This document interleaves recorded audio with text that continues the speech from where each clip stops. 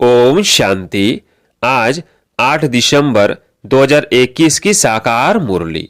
आज बाबा ने कहा, मीठे बच्चे, संगम की इन अमूल्य घड़ियों में श्वासोश्वास बाप को याद करो, तुम्हारी एक भी श्वास व्यर्थ न जाए।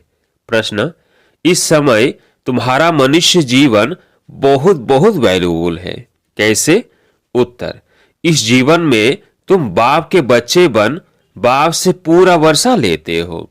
इसी मनुष्य तन में पुरुषार्थ कर तुम कौड़ी से हीरे जैसा बनते हो, बेगर से प्रिंस, इंसॉल्वेंट से 100% सॉल्वेंट बनते हो। इसलिए तुम्हें इस समय को व्यर्थ नहीं गंवाना है। हर श्वास बाप की याद में रहकर सफल करना है, कर्म करते भी याद में रहना है। गीत है, यह वक्त जा रहा है। ओम शांति। यह जो इस समय मनुष्य का जीवन है, इनको अमूल्य कहा जाता है। बच्चे भी समझते हैं और बाप भी समझाते हैं कि यह तुम्हारा अंतिम मनुष्य का जन्म है। यह बहुत वैल्यूबल है, इनका मूल्य कोई कर नहीं सकता। वैसे यह टाइम भी बहुत वैल्यूबल है। तुम बच्चे जानते हो, अब कौड़ी से हीरे जैसा व बेगर से प्रिंस, इंसॉल्वेंट से 100% सॉल्वेंट बन रहे हैं। यह तुम्हारा मनुष्य तन बहुत वैल्यूबल है, जबकि बाप के बच्चे बने हो और मनुष्यों का वैल्यूबल नहीं है। तुम बच्चों को इस समय अपना श्वास व्यर्थ नहीं गंवाना चाहिए। कैसे सफल करना चाहिए सो तो बाप समझाते हैं। श्वासोश्वास याद करो बाप को। मनुष्य भक्ति मार्ग में तो अनेक प्रकार की सिमरन करते हैं, वह अनेकों की व्यभिचारी याद। तुम बच्चे एक के सिवाय और किसी को याद नहीं करते हो। समझते हो हमारा श्वास व्यर्थ न जाए। श्वासोश्वास कोशिश कर बाबा को याद करना है, ऐसे डायरेक्शन मिलते हैं। इसमें कोई जाप आदि नहीं करना है। हमारा स्वधर्म ही है आवाज से परे रहना। इस शरीर द्वारा हम पाठ बजाते हैं। आत्मा असुल शांति धाम की रहने वाली है। यह भी हमारे सिवाय कोई कह न सके कि हम असुल शांति धाम के रहने वाले हैं। कोई पूछे तुम कहाँ के रहने वाले हो, तो तुम कहेंगे हम आत्मा तो शांति धाम की रहने वाली है। बाकी यहाँ के लिए पूछते हो तो यहाँ हम फलानी जगह रहने वाले हैं। शांति धाम से यहाँ आकर शरीर लेकर पाठ बजाना ही है। अब यह इस मृत्यु लोक का अंतिम जन्म। इसमें श्वास व्यर्थ नहीं गंवाना चाहिए। वो लोग बहुत फास्ट अर्थात व्रत रखते हैं। उनको कहना है, क्यों तुम टाइम वेस्ट करते हो? इससे ऊंचते ऊंचे बाप को याद करो। यह भी तुम जैसे जीवघात करते हो। आत्मघात नहीं कहेंगे, क्योंकि आत्मा का घात कभी नहीं होता। कहा जाता है जीवघाती, महापापी। इस समय अपने शरीर को तकलीफ देना यह भी तो महापाप है। तुम कह सकते हो कि इस समय तुम महान पुण्य आत्मा बन सकते हो इस पुरुषार्थ से। उन्हों को तो यह पता नहीं है कि बाप यहाँ आया हुआ है। यह बाप दादा है ना, शिव बाबा ब्रह्मा दादा। प्रजापिता ब्रह्मा तो मशहूर है। वो तो कह सकते हैं ना कि क्यों ऐसे वैल्यूबल शरीर का घात करते हो। इससे तो मन मना भाव बाप को याद करो तो जीवन मुक्ति मिलेगी। अथवा कोई द्वारा मैसेज भी भेज सकते हो। दिल्ली वाले बच्चे भी भेज सकते हैं कि समय यह दुनिया बदल रही है। इस पुरुषार्थ से तुमको जीवन मुक्ति मिल सकती है। देखते हो सामने महाभारत लड़ाई भी है। इसलिए बच्चों को एक भी श्वास वेस्ट नहीं करना चाहिए। सारा कल्प सीढ़ी नीचे उतरते उतरते एकदम तमो प्रधान बन गए हैं। अब फिर सतो प्रधान बनना है। इसमें मेहनत लगती है। मासी का घर नहीं है। जनक को 1 सेकंड में जीवन मुक्ति कैसे मिली वह भी तुम जानते हो और लिख सकते हो। जीवन मुक्ति 1 सेकंड में बिना कौड़ी खर्चा मिल सकती है। यह मृत्यु लोक का लास्ट जन्म है। अमर लोक में है जीवन मुक्ति और मृत्यु लोक में है जीवन बंद। यह भागवत में भी गाया हुआ है। यह भी एक कहानी बना दी है कि जनक को ज्ञान देने वाला कोई मिल न सका। परमपिता परमात्मा ब्रह्मा द्वारा ज्ञान देते हैं। इसको ही ब्रह्मा ज्ञान कहा जाता है। ब्रह्मा को भी जरूर किसी ने दिया होगा ना। ज्ञान सागर तो परमपिता परमात्मा है, वह ब्रह्मा द्वारा आकर देते हैं। त्रिमूर्ति चित्र द्वारा तुम अच्छी तरह समझा सकते हो। कोई भी अंदर आते हैं तुमसे पूछो बोर्ड पढ़ा, क्या लिखा हुआ है? बी के प्रजापिता ब्रह्मा के बच्चे ठहरे। प्रजापिता को सिर्फ कुमारियां ही होंगी क्या? जरूर कुमार भी होंगे। तुम्हारी यह फैमिली हो गई। ब्रह्मा बाप है। ब्रह्मा किसका बच्चा? शिव बाबा का। इन द्वारा स्थापना कर रहे हैं। यह फैमिली की फैमिली भी है, पाठशाला की पाठशाला भी है। सर्व का सदगति दाता तो एक ही बाप है। वो ये दुनिया स्थापन कर रहे हैं तो जरूर डेविल वर्ल्ड खत्म होगा। राइज और फॉल भारत का होता है। भारत ही हेविन से हेल एकदम ऊंच से नीच बनता है। हेविन माना नई दुनिया। बुद्धिवान जो होंगे वह समझेंगे ब्रोवर आदि सनातन देवी देवता धर्म था। तुम लिखते भी हो कि डीटीज में कैसे स्थापन हो रहा है, एक सेकंड में जीवन मुक्ति कैसे मिलती है, आकर समझो। अब यह पुरानी दुनिया है, वह बदलकर नई दुनिया बन रही है। इसलिए यह अंतिम जन्म बहुत वैल्यूबल है, इनका बहुत महत्व है।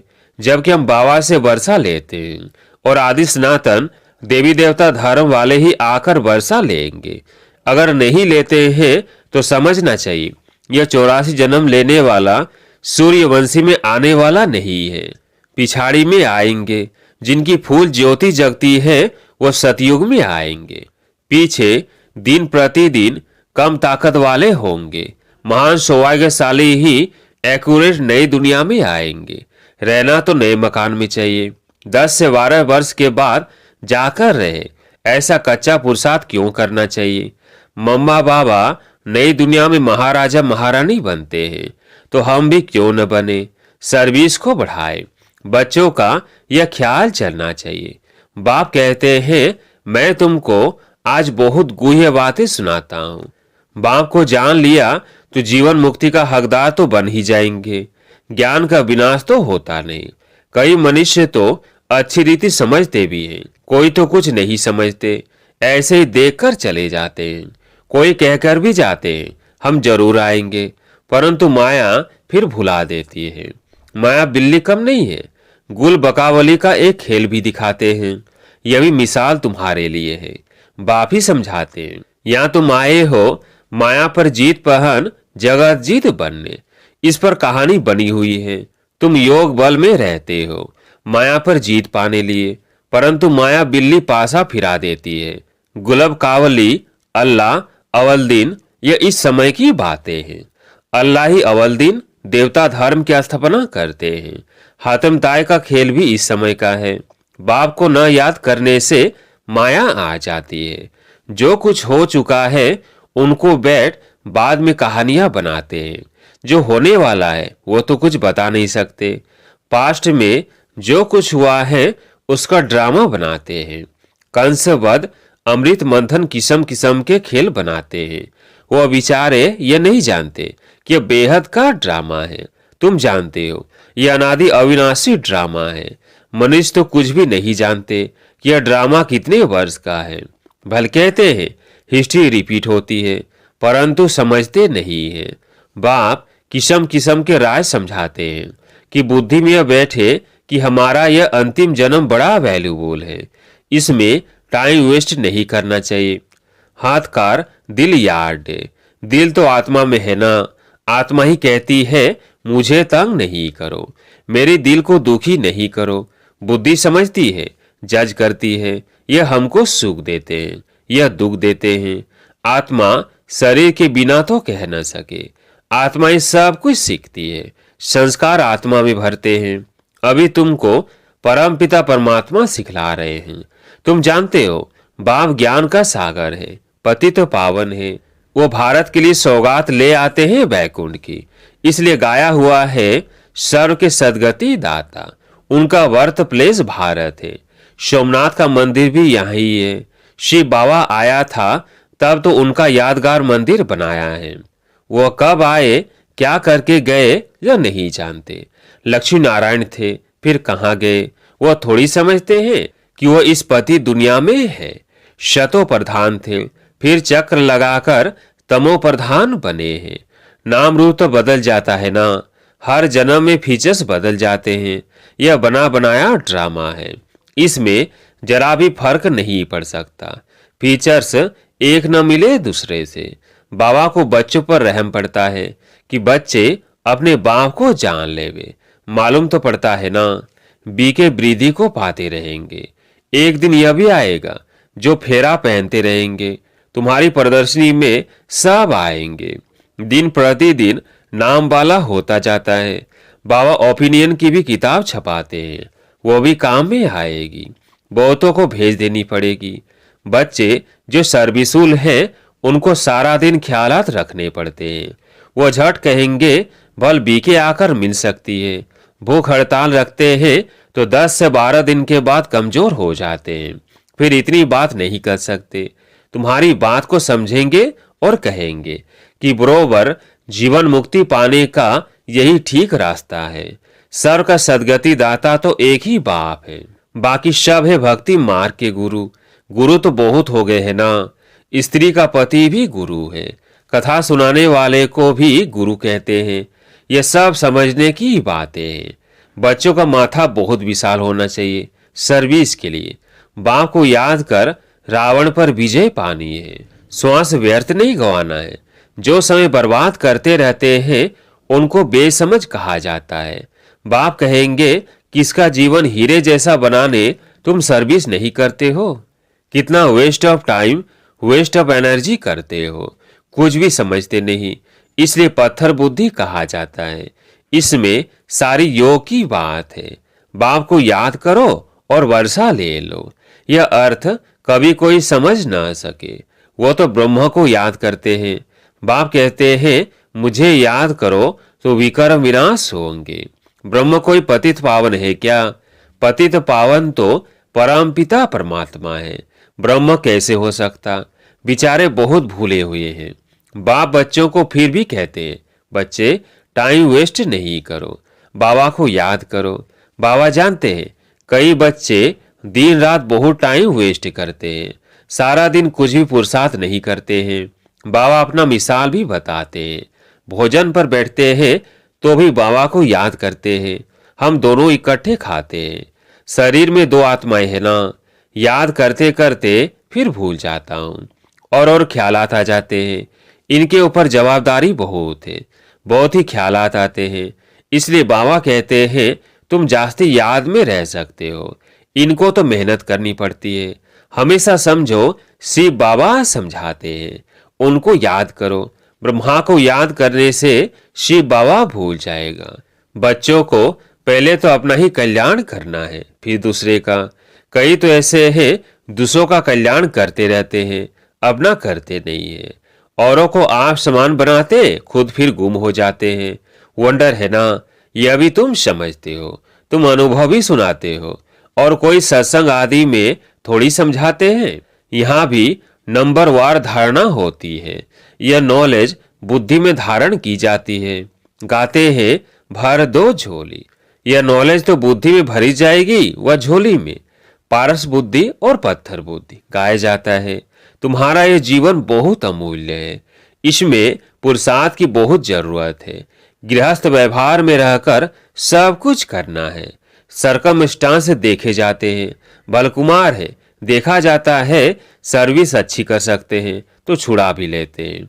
हर एक का सरकमस्टांस देखकर फिर राय दी जाती है। सर्जन नब्ज देखने बिना राय दे न सके।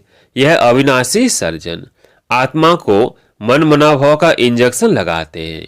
इनका यह एक ही इंजेक्शन है जो एक ही जन्म के लिए एवर हेल्दी बना देते हैं। प्रजापिता ब्रह्मा के कितने ढेर बच्चे हैं, कितना बड़ा गृहस्थी है। यह बेहद का गृहस्थ व्यवहार। यह शिव बाबा का रथ है ना, तो कितनी आमदनी होती है। बाप कहते हैं मैं इस रथ में बैठ नॉलेज देता हूँ, नहीं तो कैसे दूंगा। कृष्ण तो होता ही है सतयुग आदि में। वही आत्मा सांवरी बनी है तो इनके बहुत जन्मों के अंत में प्रवेश करता हूँ, इसलिए भाग्यशाली रथ गाया हुआ है। अच्छा, मीठे मीठे सिकिलधे बच्चों प्रति माता पिता बाप दादा का याद प्यार और गुड मॉर्निंग। रूहानी बाप की रूहानी बच्चों को नमस्ते। हम रूहानी बच्चों की रूहानी बाप दादा को याद प्यार गुड मॉर्निंग नमस्ते नमस्ते।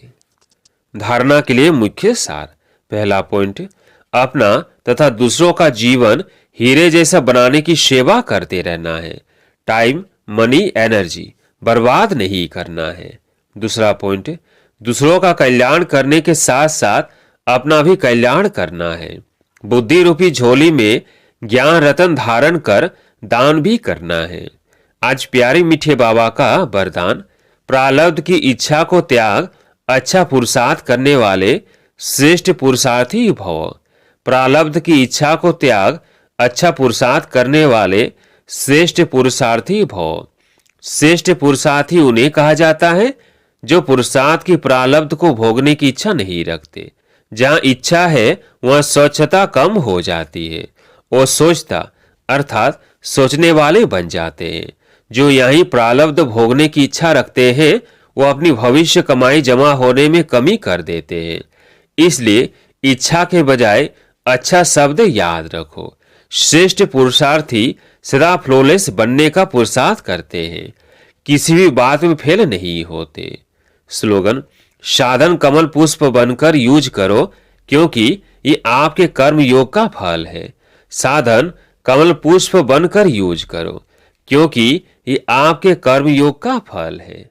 अच्छा, ओम शांति।